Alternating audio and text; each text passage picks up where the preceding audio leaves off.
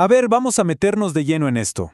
Hubo una época, y no fue hace tanto, en que el mundo entero, pero de verdad, se paraba los domingos por la noche. Millones y millones de personas. Y una sola conversación. El tema, dragones, traición y, claro, la lucha por un trono de hierro.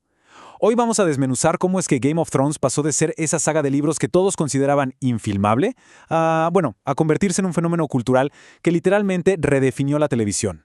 Y esa es la gran pregunta, ¿no? La que nos guía en todo este análisis.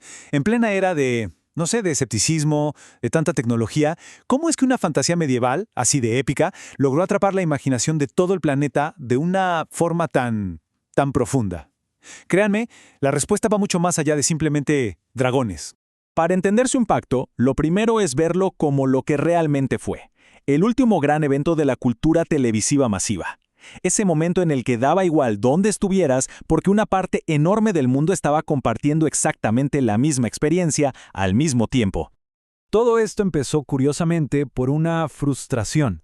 George R. Martin estaba harto de que en Hollywood le dijeran que sus ideas eran demasiado grandes, demasiado caras. Así que decidió escribir su saga Canción de Hielo y Fuego como una obra literaria sin límites, sin pensar en presupuestos o en cómo se vería en pantalla. El resultado, un mundo tan gigante que parecía imposible de adaptar.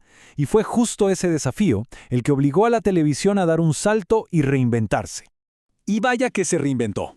Cada episodio se convirtió en una cita obligatoria. Las redes sociales explotaban cada domingo con teorías, con memes que se hacían en tiempo real. Incluso nació un nuevo género de contenido, los videos de reacción, donde ver a otros reaccionar a los giros de la trama se volvió parte del ritual. Es que ya no era solo un programa, era un evento comunitario a escala mundial. Ok, pero para entender por qué nos pegó tan fuerte, por qué se sintió tan visceral, tenemos que ver más allá de la fantasía, porque el ingrediente secreto del éxito de Poniente no estaba en la magia, sino en las páginas más crudas de nuestra propia historia. Es que la conexión es increíblemente directa. La guerra entre los Stark y los Lannister es en esencia un reflejo de la Guerra de las Dos Rosas, esa lucha por el trono inglés entre la Casa York, de rosa blanca, y la Casa Lancaster, de rosa roja.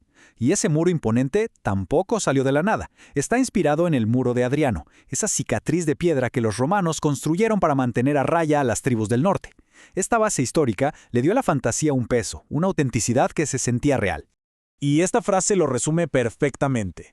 La serie tiró por la borda la idea idealizada de caballeros honorables y nos la cambió por una visión brutalmente honesta de la Edad Media.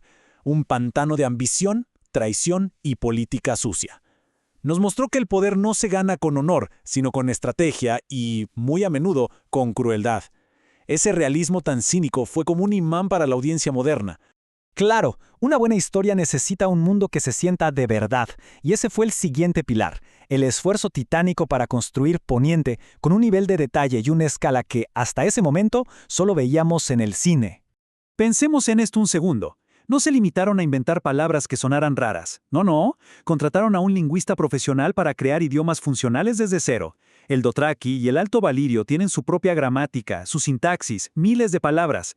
Ese es el nivel de compromiso con el mundo que estaban creando. Un detalle que añade capas y capas de profundidad. Y la evolución visual fue igual de impresionante. Empezaron usando lobos de verdad para los wargos, pero conforme la historia y las criaturas crecían, sus efectos visuales se convirtieron en el nuevo estándar. Los dragones, las batallas masivas, no solo se veían bien, es que dejaban a la gente con la boca abierta. Borraron para siempre esa línea que separaba la calidad visual del cine y la televisión. Es que hasta los detalles más pequeños contaban algo. El vestuario, por ejemplo, a cargo de la increíble Mitchell Clapton, era como un mapa del alma de los personajes. Cada bordado en los vestidos de Sansa, cada detalle en la armadura de Cersei, todo reflejaba su poder, sus alianzas, su estado mental. La ropa, por sí sola, contaba su propia historia. Bien, con un mundo tan bien construido, llegamos al corazón del asunto, a lo que nos hizo adictos, su increíble audacia para romper todas las reglas de cómo se cuenta una historia y jugar con las expectativas de la gente de una forma casi sádica. Hubo dos momentos clave que definieron las reglas del juego. Primero, la ejecución de Ned Stark. O sea, el héroe, el centro moral de la historia, y ¡pum!, decapitado. Fue un shock total, que nos enseñó la primera lección. Aquí, el protagonista no tiene una armadura invisible. Y cuando ya creíamos haberlo entendido, llegó la boda roja, que no nos enseñó, nos gritó la segunda y más brutal lección. Aquí absolutamente nadie está a salvo. Y ese es el punto. La muerte dejó de ser un simple recurso dramático para convertirse en el verdadero motor de la trama. Esa sensación de que todo podía pasar generó una tensión insoportable que nos mantuvo a todos al borde del asiento. Cada conversación, cada viaje, cada cena podía ser la última. Y bueno, después de 8 temporadas, ¿qué nos queda? El legado de Game of Thrones es tan complejo y tan debatido como la mismísima lucha por el trono de hierro. Y es imposible hablar de su legado sin tocar el tema del final, ¿verdad? La pregunta sigue en el aire y divide a todo el mundo. ¿Fue una traición a los personajes que vimos crecer por una década? ¿O fue en realidad la única conclusión lógica y amarga para una historia que siempre trató sobre cómo el poder corrompe y la violencia solo genera más violencia? Aunque la serie principal terminó, la historia de Poniente está lejos de acabarse.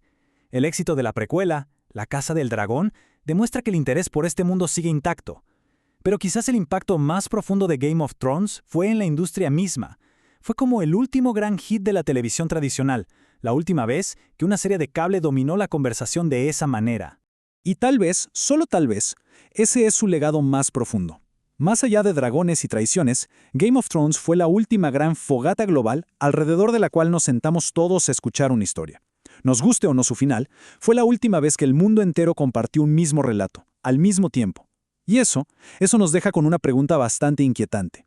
En esta era de algoritmos y contenidos a la carta, ¿volveremos a ver algo así?